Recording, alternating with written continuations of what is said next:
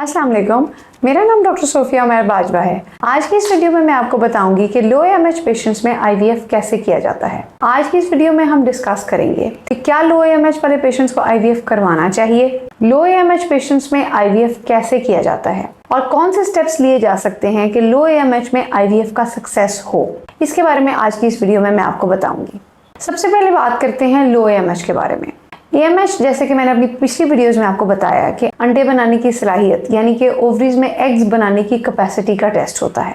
अगर किसी औरत का AMH 1 से कम है तो इसका मतलब है उस औरत का AMH लो है। इन खवातीन को प्रेगनेंसी होने में अमूमन दुश्वारी पेश आती है और वो अमूमन हमारे पास फर्टिलिटी क्लिनिक में आती हैं। इन खवातीन को हम अक्सर IVF का मशवरा देते हैं। इसकी क्या वजह है? इसकी वजह ये है कि जिन खवातीन में AMH लो है उनकी ओवरीज वीक हैं और उनकी ओवरीज में एग्स बनाने की सलाहियत मुतासिर होती है और इन खवातीन में एग्स का रिजर्व बहुत कम बचा रह गया होता है और इन खवातीन में प्रेगनेंसी होना मुश्किल होती है। खवातीन जिनका AMH लो होता है उनमें ओवरीज में एग्स बनाने की सलाहियत मुतासिर होती है और उनकी ओवरीज में एग्स बहुत कम बचे रहते हैं। तो IVF करवाने की मेन आर्ग्यूमेंट ये होती है कि आप इन एग्स को उस इलाज के लिए इस्तेमाल करें जिसमें प्रेगनेंसी का चांस मैक्सिमम हो।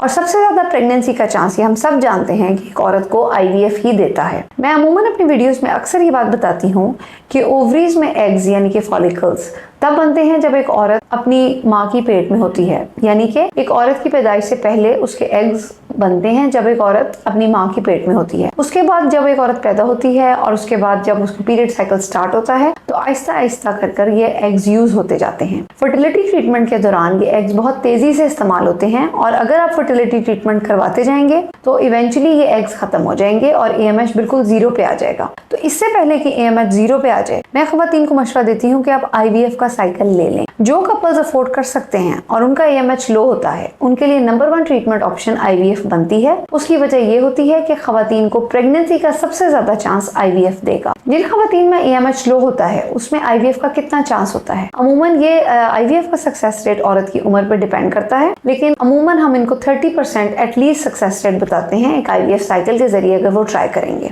जिन खवातीन का AMH लो होता है उनमें IVF करने के लिए डिफरेंट प्रोटोकॉल्स होते हैं और इनमें तरीकेकार ये अपनाया जाता है कि पहले एक प्रोटोकॉल को ट्राई किया जाता है, अगर उससे फॉलिकल्स बन जाएं तो उस प्रोटोकॉल को कंप्लीट किया जाता है। अगर एक प्रोटोकॉल से फॉलिकल्स ना बने तो प्रोटोकॉल को चेंज किया जाता है। इंजेक्शन की डोज उनकी टाइप को चेंज किया जाता है ताकि किसी तरह ओवरीज फॉलिकल्स बनाएं और फीमेल में एग मिल सकें। अमूमन हमारी माशरे में ये बहुत आम ट्रेंड है कि अगर एक डॉक्टर के पास आपका प्रोटोकॉल कामयाब नहीं हुआ तो अमूमन लोग डॉक्टर को चेंज कर लेते हैं। मैं अक्सर पेशेंट्स को समझाती हूँ कि आप एक डॉक्टर को ढूंढें, एक डॉक्टर को ट्रस्ट करें जिसकी रेपुटेशन अच्छी है, आपके फ्रेंड्स या फैमिली में किसी ने उससे इलाज कराया है और आप उस डॉक्टर को ट्रस्ट करते हैं। फिर आप एक डॉक्टर को ट्रस्ट करें और अगर एक दफा आपका साइकिल कामयाब नहीं होता तो आप सेकंड थर्ड साइकिल भी उसी डॉक्टर से लें, क्योंकि अमूमन फर्टिलिटी का इलाज कुछ ऐसे होता है कि एक तरह से अगर एक डॉक्टर को समझ आनी शुरू होती है उसके बाद अमूमन अगर आपका इलाज कामयाब नहीं हुआ तो लोग डॉक्टर चेंज कर लेते हैं। उसका आपको फायदा नहीं बल्कि उल्टा आपको नुकसान होगा। जब एक डॉक्टर को आपके मसले की समझ आनी शुरू होगी आप डॉक्टर को चेंज कर लेंगे। इसलिए आपसे मेरी रिक्वेस्ट है कि आप लोग एक डॉक्टर सेलेक्ट करें और उसको ट्रस्ट करें और फिर उसके साथ अपना IVF का जर्नी चलें। तीसरी बात ये होती है कि IVF में सक्सेस को कैसे बढ़ाया जा सकता है। IVF में सक्सेस को बढ़ाने के लिए खवातीन को चाहिए कि वो 2 या 3 दफा IVF का स्टिमुलेशन साइकिल लें और हर दफा जितने भी एम्ब्रियोज बने उनको बैंक करें। मैंने एम्ब्रियो बैंकिंग पे भी स्पेसिफिकली वीडियो बनाई आप लोगों को यही बात समझाने के लिए कि जिन खवातीन का AMH लो होता है उनको चाहिए कि वो 2 या 3 दफा IVF साइकिल से गुजरें और हर दफा जितने भी एम्ब्रियोज बनते हैं उनको फ्रीज कराएं और उनकी एम्ब्रियो बैंकिंग करें ताकि जिस वक्त वो एम्ब्रियो ट्रांसफर स्टार्ट करें तो उनके पास 2 या 3 एम्ब्रियो ट्रांसफर के अटेम्प्ट्स हों। इसकी वजह से डॉक्टर तो रिलैक्स होगा ही, पेशेंट भी रिलैक्स होता है। अगर खुदा न खास्ता उसका एक एम्ब्रियो ट्रांसफर फेल होता है तो पेशेंट को तसल्ली होती है कि मेरे पास 2 या 3 अटेम्प्ट्स अभी पड़ी हैं। इसका नुकसान ये लाजमी तौर पर होगा कि एम्ब्रियो बैंकिंग करने के लिए जब 2 या 3 दफा स्टिमुलेशन लेनी पड़ेगी तो आपको उसकी कॉस्ट भी काफी ज्यादा पड़ेगी, लेकिन उसका फायदा ये होगा कि आपके पास एक IVF के बाद 2 या 3 एम्ब्रियो ट्रांसफर के अटेम्प्ट्स होंगे। अमूमन जब एक कपल एक IVF के फेलियर से गुजरता है तो इसमें एक कपल खसूसन फीमेल्स काफी डिप्रेशन का शिकार होती हैं। अगर एक एम्ब्रियो ट्रांसफर आपका फेल होता है और अगर आपको पता है कि पीछे बैंक में आपके पास 2 या 3 एम्ब्रियो ट्रांसफर की ऑप्शंस है तो आप फिर वो सेकेंड या थर्ड अटेम्प्ट आसानी से ले पाएंगे, बजाय कि आप एक दफा IVF कराएं, आपके पास सिर्फ एक एम्ब्रियो हो, आप एक एम्ब्रियो ट्रांसफर करवाएं और अगर प्रेगनेंसी ना हुई तो अमूमन फिर कपल बहुत डिप्रेशन में जाता है और उसका दोबारा IVF की तरफ जाना मुश्किल होता है। तो आज की वीडियो को मैं समराइज करूंगी